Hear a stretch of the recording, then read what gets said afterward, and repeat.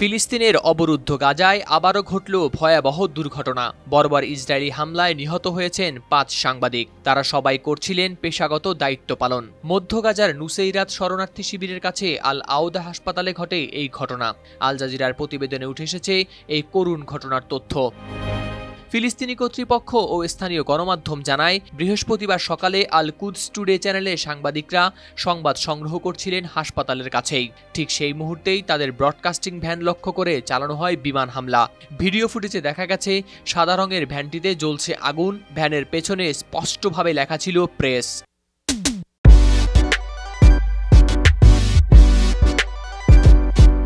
নিহত সাংবাদিকরা হলেন ফাদি হাসুনা, ইব্রাহিম আল শেখ আলী, মোহাম্মদ আল লাদাহ, ফয়সাল আবু আল কুমসান এবং আয়মান আল জাদি।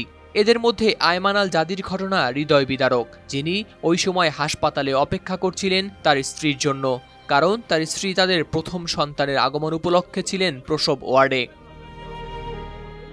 কুদস নিউজ নেটওয়ার্ক জানায়, বেসামরিক প্রতিরক্ষা দলগুলো নিহতদের লাশ উদ্ধার করেছে এবং ঘটনাস্থলের আগুন নিয়ন্ত্রণে এনেছে। এই ঘটনার পর ইসরায়েলি কর্তৃপক্ষের কাছ থেকে পাওয়া যায়নি কোনো মন্তব্য।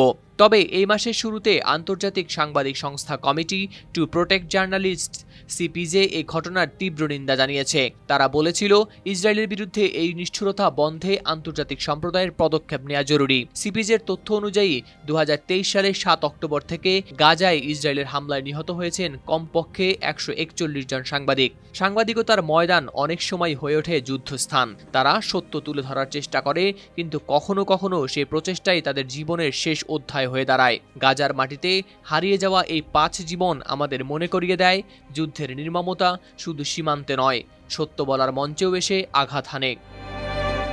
হাওলাদার শামীম, RTV।